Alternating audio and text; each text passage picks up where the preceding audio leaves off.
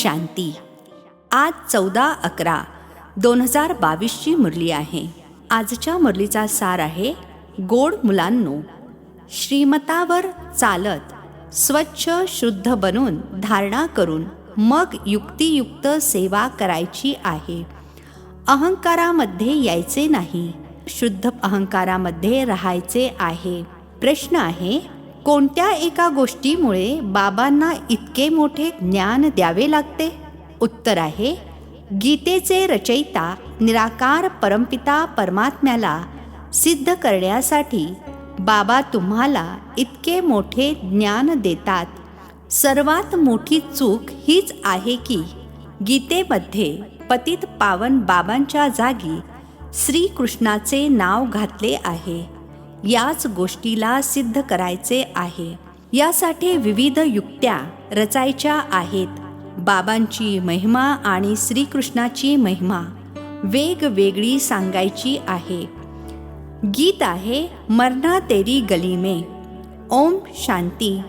मुलांनी गाणे ऐकले असे म्हणतात, जिवंतपणी मरण्यासाठी तुझ्या दारावर आलो आहोत. कोणाच्या दारात?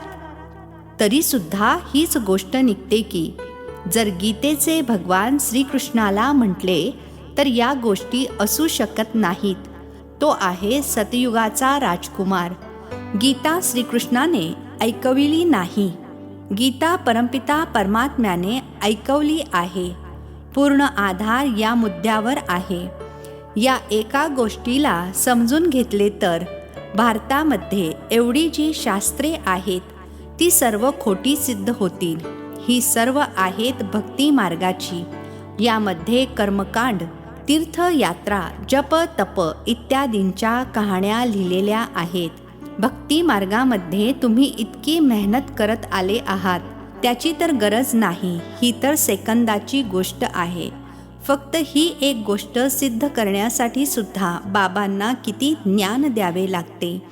प्राचीन ज्ञान जे भगवानानेच दिले आहे तेच ज्ञान आहे. सर्व गोष्टी गीतेवर आहेत. परमपिता परमात्म्यानेच येऊन देवी देवता धर्माची स्थापना करण्यासाठी सहज राजयोग आणि ज्ञान शिकवले आहे, जे आता प्रायः लोप झाले आहे.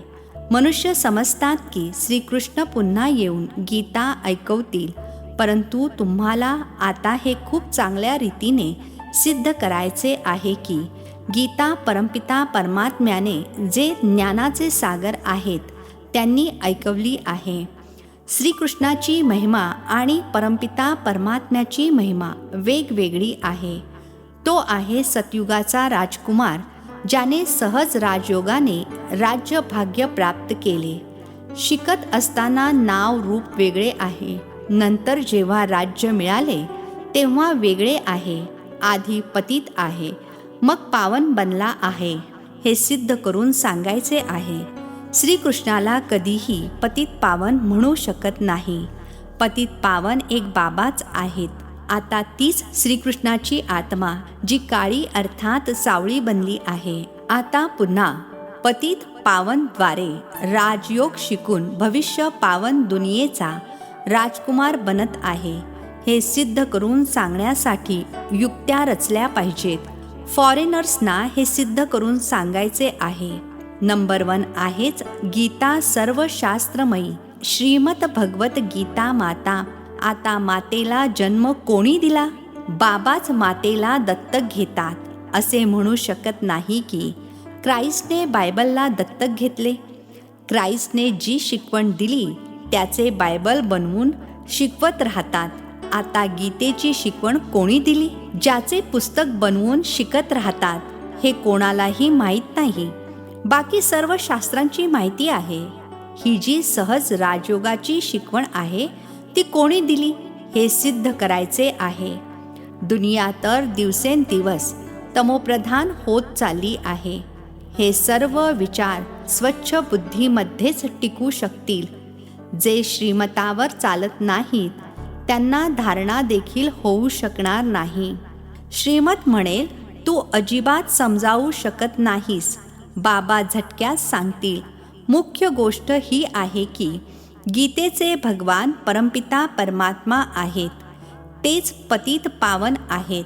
मनुष्य तर सर्वव्यापी म्हणतात किंवा ब्रह्मतत्व म्हणतात. विचार न करता जे येते ते बोलत राहतात. सारी चूक गीतेपासून सुरू झाली आहे. जे गीतेचा रचयिता श्रीकृष्णाला म्हटले गेले आहे, तर समजावून सांगण्यासाठी युक्त्या केल्या पाहिजेत.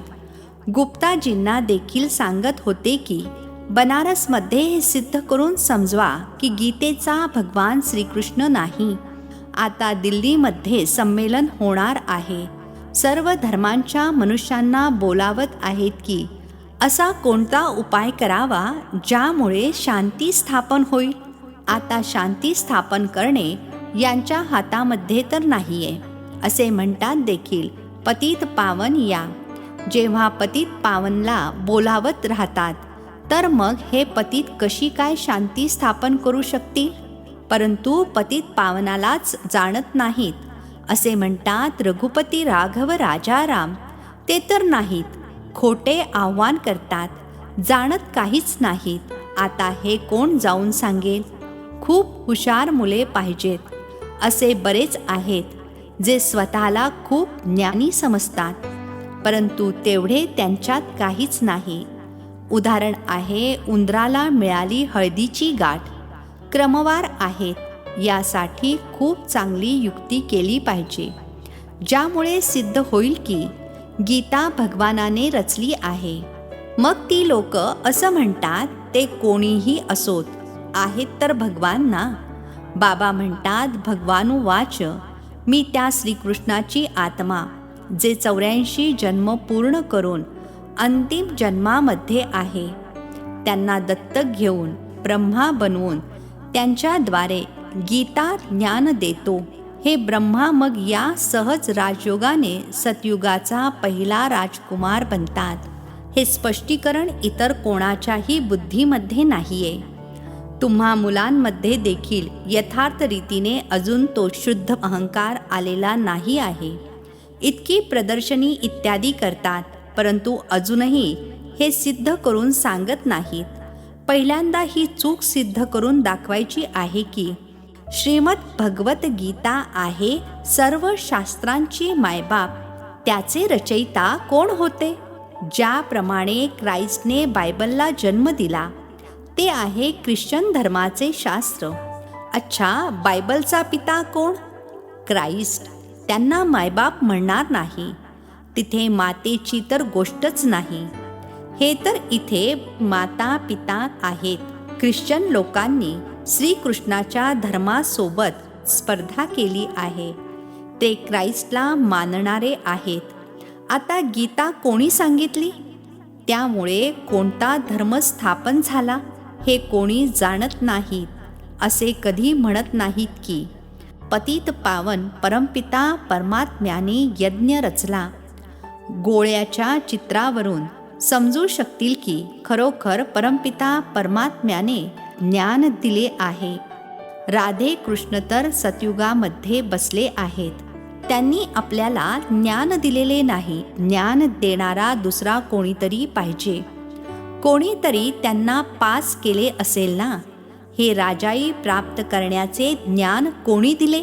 भाग्य आपणच तर बनत नाही. भाग्य बनवणारा पिता किंवा शिक्षक असतो. गुरु तर गती देतात, परंतु गती सद्गतीचा अर्थ देखील कोणी समजत नाहीत. सद्गती प्रवृत्ती मार्गवाल्यांची होते. गती अर्थात सर्वजण बाबांपाशी जातात. या गोष्टी कोणी समजत नाहीत. ते तर भक्तीची मोठी मोठी दुकाने उघडून बसले आहेत. सच्च्या ज्ञानाचे एकही दुकान नाही. सर्व आहेत भक्तीची. बाबा म्हणतात ही वेद शास्त्र इत्यादी सर्व भक्ती मार्गाची सामग्री आहे. हे जप तप करण्याने मी काही भेटत नाही. मी तर मुलांना ज्ञान देऊन पावन बनवितो. साऱ्या सृष्टीची सद्गती करतो. व्हाया गतीमध्ये जाऊन मग सद्गतीमध्ये यायचे आहे. अर्थात व्हाया शांतीधाममध्ये जाऊन सुखधाममध्ये यायचे आहे. सर्वजण तर सतयुगामध्ये येणार नाहीत. हा ड्रामा पूर्वनियोजित आहे. जो कल्पापूर्वी तुम्हाला शिकविला होता, जी चित्रे बनविली होती ती आता सुद्धा बनवत आहोत. ही जी मोठी चूक झाली आहे ती सिद्ध झाली की मग युक्तीने चित्र बनवू. असे म्हणतात, सृष्टी 3 धर्मांच्या पायावर उभी आहे. एक देवता धर्माचा पाय तुटला आहे म्हणून हलत राहते. सुरुवातीला सृष्टी एका पायावर अतिशय उत्तमरित्या उभी होती. एकच धर्म होता, ज्याला अद्वैत राज्य म्हटले जाते. नंतर तो एक पाय नाहीसा होऊन 3 पाय निघाले आहेत, ज्यांच्यामध्ये अजिबात ताकद राहत नाही. आपसातच भांडण तंटे चालत राहतात. धनीला जाणतच नाहीत, निधनके बनले आहेत. समजून सांगण्याची खूप चांगली युक्ती पाहिजे. प्रदर्शनीमध्ये देखील मुख्य हीच गोष्ट समजावून सांगायची आहे की गीतेचा भगवान श्रीकृष्ण नाही, परमपिता परमात्मा आहेत, ज्यांचे जन्मस्थान भारत आहे. श्रीकृष्ण आहे साकार, ते आहेत निराकार. त्याची महिमा वेगळी आहे. अशी काही युक्तीने कार्टून बनविली पाहिजेत की ज्यामुळे सिद्ध होईल की गीता परमात्म्याने सांगितली आणि श्रीकृष्णाला असे बनविले. असे म्हणतात, ब्रह्माचा दिवस ज्ञान आणि ब्रह्माची रात्र भक्ती. आता आहे रात्र. सतयुग स्थापन करणारे कोण? ब्रह्मा आले कुठून? सूक्ष्मवतनमध्ये देखील कुठून आले? प्रजापिता ब्रह्माला परमात्मा ॲडॉप्ट करतात. परमपिता परमात्माच सर्वप्रथम सृष्टी रचतात. तिथे ब्रह्माला दाखवतात. तिथे प्रजापिता असत नाही. प्रजापिता ब्रह्मा कुठून आले? या गोष्टी कोणी समजू शकणार नाहीत. श्रीकृष्णाच्या अंतिम जन्मामध्ये यांना परमपिता परमात्म्याने आपला रथ बनविला आहे. हे कोणाच्याही बुद्धीमध्ये नाही. हा खूप जबरदस्त क्लास आहे. शिक्षक जाणतो की हा विद्यार्थी कसा आहे, तर काय बाबा समजत नसतील काय? हा बेहद बाबांचा बेहदचा क्लास आहे. इथली गोष्टच निराळी आहे. शास्त्रांमध्ये प्रलय दाखवून रोला केला आहे, अर्थात गोंधळ केला आहे. तुम्ही जाणता गीता श्रीकृष्णाने सांगितली नाही.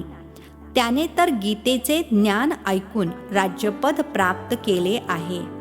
तुम्हाला सिद्ध करून सांगायचे आहे की गीतेचा भगवान निराकार शिव आहे. त्यांचे हे गुण आहेत. या चुकीमुळेच भारत कवडीसारखा बनला आहे. आता परमपिता परमात्म्याने ज्ञानाचा कलश मातांवर ठेवला आहे. माताच स्वर्गाचे द्वार उघडतात. या सर्व गोष्टी नोट करून समजावून सांगायच्या आहेत. वास्तवात भक्ती गृहस्थींसाठी आहे. हा आहे प्रवृत्ती मार्गासाठी सहज राजयोग. आम्ही सिद्ध करून समजावून सांगण्यासाठी आलो आहोत. मुलांना युक्तियुक्त काम करायचे आहे. मुलांनाच बाबांचा शो करायचा आहे, अर्थात बाबांना प्रसिद्ध करायचे आहे. सदैव हर्षित मुख, अचल स्थिर मस्त राहायचे आहे. पुढे चालून अशी मुले जरूर निघतील. ब्रह्मा कुमार कुमारी ती आहेत जी 21 जन्मांसाठी बाबांचा वारसा देतील. कुमारींची महिमा भारी आहे. मुख्य आहे मम्मा, ती ज्ञान सूर्य आहे. ही आहे गुप्त मम्मा, अर्थात ब्रह्मा बाबा. या रहस्याला मुश्किलीने कोणी समजू शकतात. मंदिरे देखील त्या मम्माची आहेत. या गुप्त वृद्ध मम्माचे, अर्थात ब्रह्मा बाबांचे कोणतेही मंदिर नाही. हे माता पिता कंबाईंड आहेत. श्रीकृष्ण तर सतयुगाचा राजकुमार आहे. गीतेच्या भगवानाची महिमा वेगळी आहे. ते पतित पावन, लिबरेटर, गाईड, अर्थात मुक्तिदाता, मार्गदर्शक आहेत. तर परमात्म्याची महिमा बिलकुल वेगळी आहे. एक कशी असू शकेल? मुख्य गोष्टच ही आहे की गीता कोणी सांगितली? वेद, शास्त्र इत्यादी सर्व गीतेची मुले बाळे आहेत. बाकी सर्व भक्ती मार्गाची सामग्री आहे. ज्ञान मार्गामध्ये असे काही असत नाही. अच्छा, गोड गोड खूप वर्षानंतर भेटलेल्या मुलांप्रती मात पिता बाप दादांची प्रेमपूर्वक आठवण आणि सुप्रभात. आत्मिक पित्याचा आत्मिक मुलांना नमस्ते. आम्हा आत्मिक मुलांचाही आत्मिक पित्यांना नमस्ते. धारणेसाठी मुख्य सारांश. पहिला पॉइंट आहे, प्रत्येक काम अतिशय युक्तियुक्त करायचे आहे. हर्षित मुख, अचल, स्थिर आणि ज्ञानाच्या मस्तीमध्ये राहून बाबांचा शो करायचा आहे. दुसरा पॉइंट आहे, ज्ञानाच्या नवीन आणि निराळ्या गोष्टी सिद्ध करायच्या आहेत. वरदान आहे, शांतीच्या शक्तीद्वारे असंभवला संभव करणारे योगी तू आत्मा भव. शांतीच्या शक्तीद्वारे असंभवला संभव करणारे योगी तू आत्मा भव. स्पष्टीकरण आहे, शांतीची शक्ती सर्वश्रेष्ठ शक्ती आहे. इतर सर्व शक्ती या एक शक्तीमधून निघाल्या आहेत. सायन्सची शक्ती देखील या शांतीच्या शक्तीमधून निघाली आहे. शांतीच्या शक्तीद्वारे असंभवला देखील संभव करू शकता. ज्याला दुनियेवाले असंभव म्हणतात, ती गोष्ट तुम्ही योगी तू आत्मा असलेल्या मुलांसाठी सहज संभव आहे. ते म्हणतात की परमात्मा तर अतिशय श्रेष्ठ, हजारो सूर्यांपेक्षाही तेजोमय आहे. परंतु तुम्ही आपल्या अनुभवातून म्हणता, आम्ही तर त्यांना प्राप्त केले आहे. शांतीच्या शक्तीने स्नेहाच्या सागरामध्ये सामावून गेलो. स्लोगन आहे, निमित्त बनून निर्माणचे कार्य करणारेच सच्चे सेवाधारी आहेत. निमित्त बनून निर्माणचे कार्य करणारेच सच्चे सेवाधारी आहेत. मातेश्वरीजींची अनमोल महावाक्य. पहिला पॉइंट आहे, आत्मा और परमात्मा अलग रहे बहुकाल. सुंदर मेला कर दिया जब सद्गुरु मिला दलाल. जेव्हा आपण हे शब्द म्हणतो तेव्हा याचा यथार्थ अर्थ असा आहे की आत्मा परमात्म्यापासून खूप काळापासून दुरावली आहे. बहुत कालचा अर्थ आहे खूप काळापासून आत्मा परमात्म्यापासून दुरावली आहे. तर हे शब्द सिद्ध करतात की आत्मा आणि परमात्मा या दोन वेगवेगळ्या गोष्टी आहेत. दोन्हीमध्ये आंतरिक भेद आहे. परंतु दुनियेतील मनुष्यांना ओळख नसल्या कारणाने ते या शब्दाचा अर्थ असा काढतात की मी आत्माच परमात्मा आहे. परंतु आत्म्यावर मायेचे आवरण चढलेले असल्यामुळे आपल्या खऱ्या स्वरूपाला विसरले आहेत. जेव्हा ते मायेचे आवरण उतरेल तेव्हा मग आत्मा तोच परमात्मा आहे. तर ते अशा अर्थाने आत्म्याला वेगळे म्हणतात आणि दुसरे लोक मग अशा अर्थाने म्हणतात की मी आत्मा सो परमात्मा आहे. परंतु आत्मा स्वतःला विसरल्यामुळे दुःखी बनली आहे. जेव्हा आत्मा पुन्हा स्वतःला ओळखून जेव्हा शुद्ध बनते तेव्हा आत्मा परमात्म्यामध्ये सामावून एकच होऊन जातील. तर ते आत्म्याला वेगळे या अर्थाने म्हणतात. परंतु आपण तर जाणतो की आत्मा आणि परमात्मा दोन्ही वेगळ्या गोष्टी आहेत. ना आत्माच परमात्मा असू शकत आणि ना आत्मा परमात्म्यामध्ये सामावून एक होऊ शकत आणि परमात्म्यावर आवरण सुद्धा चढू शकत नाही. दुसरा पॉइंट आहे, वास्तवात प्रत्येक मनुष्याची ही इच्छा जरूर असते की आम्हाला मनाची शांती प्राप्त व्हावी. यासाठी अनेक प्रयत्न करत आले आहेत. परंतु आजपर्यंत मनाची शांती प्राप्त झाली नाही. याचे यथार्थ कारण काय आहे? आता पाहिले तर हा विचार येणे जरुरी आहे की मनाच्या अशांतीचे पहिले मूळ काय आहे? मनाच्या अशांतीचे मुख्य कारण आहे कर्मबंधनामध्ये फसणे. जोपर्यंत मनुष्य या 5 विकारांच्या कर्मबंधनातून सुटत नाही तोपर्यंत मनुष्य अशांतीपासून सुटू शकत नाही. जेव्हा कर्मबंधन नष्ट होते तेव्हा मनाची शांती अर्थात जीवनमुक्त स्थितीला प्राप्त करू शकतो. आता विचार करायचा आहे, ही कर्मबंधने नष्ट कशी होतील आणि त्यातून सोडविणारा कोण आहे, हे तर आपण जाणतो की कोणीही मनुष्य आत्मा कोणत्याही मनुष्य आत्म्याला सोडवू शकत नाही. हा कर्मबंधनाचा हिशोब नष्ट करणारे फक्त एक परमात्मा आहेत. तेच येऊन या ज्ञान योगबलाने कर्मबंधनातून सोडवतात. म्हणूनच परमात्म्याला सुखदाता म्हटले जाते. जोपर्यंत हे ज्ञान नाही की मी आत्मा आहे, वास्तवात मी कोणाची संतान आहे, माझा असली गुण कोणता आहे, जेव्हा हे बुद्धीमध्ये बसेल तेव्हाच कर्मबंधने नष्ट होतील. आता हे ज्ञान आम्हाला परमात्म्याद्वारेच प्राप्त होते, अर्थात परमात्म्याद्वारेच कर्मबंधने नष्ट होतात. अच्छा. ओम शांती.